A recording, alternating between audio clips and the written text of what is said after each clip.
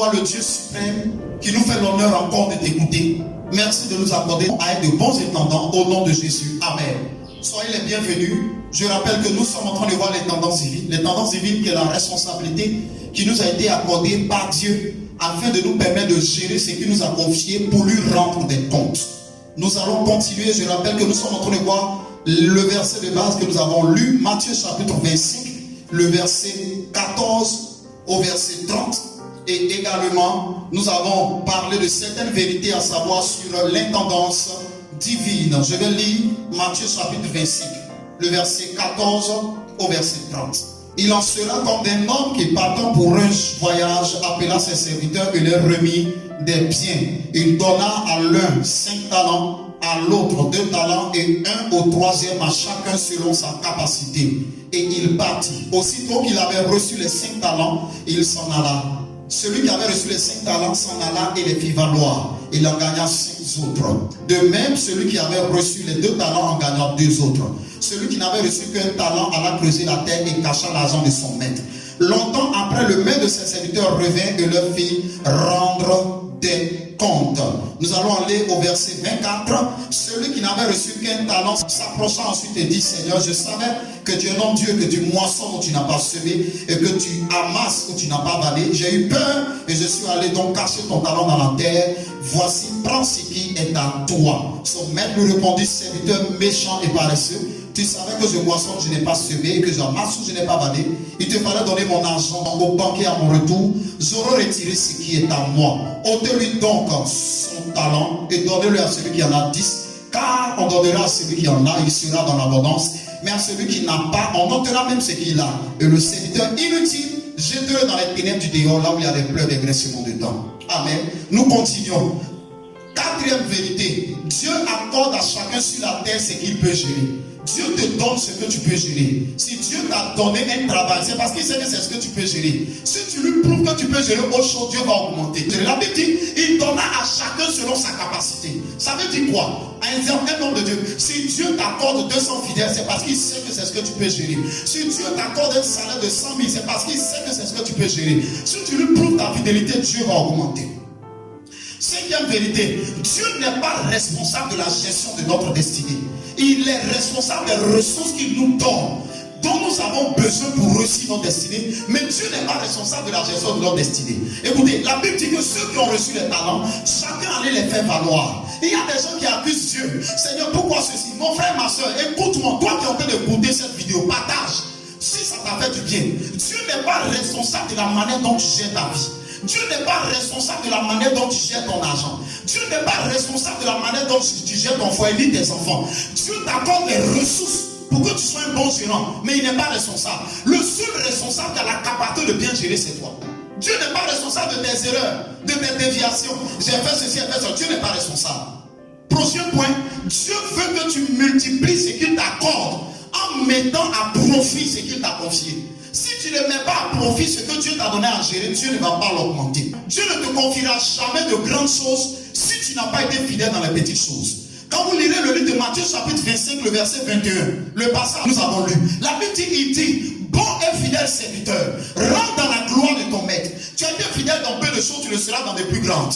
Si vous voulez que Dieu augmente votre onction, il faut que vous ayez été fidèle dans la première onction qu'il vous a donnée. Si vous voulez que Dieu vous accorde la promotion dans votre travail, il faut que vous ayez été fidèle lorsque vous avez eu un petit travail.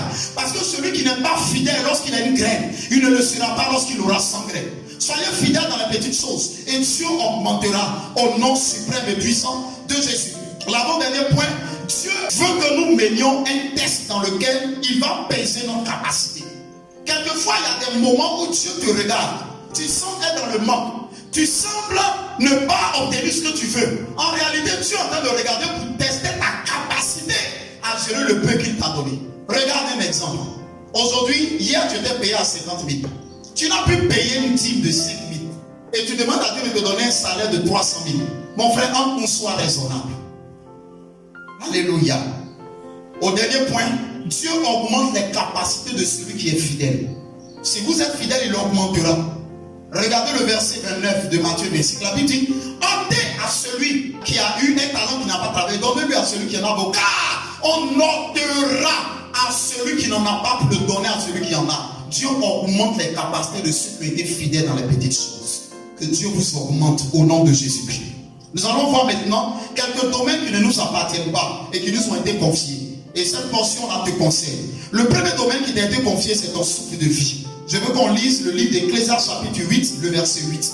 La Bible déclare, l'homme n'est pas maître de son souffle pour pouvoir le retenir. Il n'a aucune puissance sur le joug de la mort. Il n'y a point de délivrance dans ce combat. Et la méchanceté ne saurait sauver le méchant. Tu n'es pas responsable. Si tu veux, tu n'es pas le propriétaire du souffle.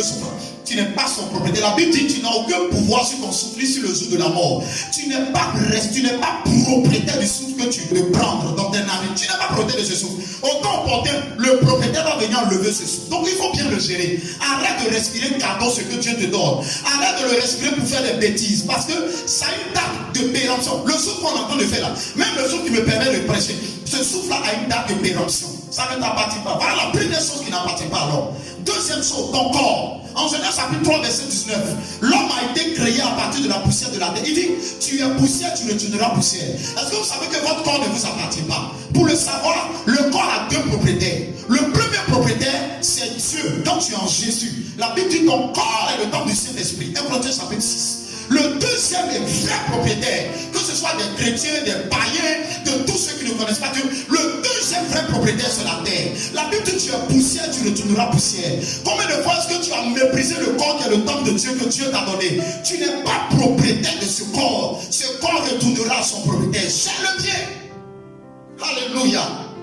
La troisième chose dont tu n'es pas propriétaire, c'est le temps. 1 Pierre 2, verset 11. La Bible dit, Dieu vous exhorte comme des étrangers voyageurs sur la terre. Tu n'es pas propriétaire de ton temps. Tu gaspilles ton temps pour aller dans des bars. Tu gaspilles ton temps pour critiquer. Tu gaspilles ton temps pour mépriser ton frère. Tu gaspilles ton temps pour être rancunier. Tu gaspilles ton temps pour ne pas venir à l'église. Tu gaspilles ton temps pour boire. Mon frère, écoute-moi. Ce temps-là, il ne t'appartient pas. La Bible dit, tu es étranger voyageur sur la terre. Au moment opportun, Dieu va te prendre. Au moment opportun, le temps pour toi va s'arrêter et continuer pour une autre personne.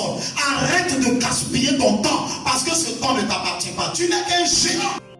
Écoutez-moi, nous ne sommes propriétaires de rien. Tu n'es pas propriétaire de ton souffle, tu n'es qu'un gérant. Tout ce que nous avons cité, nous ne sommes que des gérants de ce que Dieu nous a donné. Gérons bien.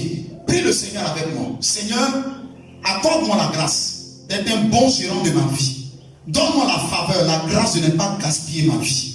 Aide-moi au nom de Jésus-Christ. Amen, shalom et paix sur la Côte d'Ivoire au nom de Jésus.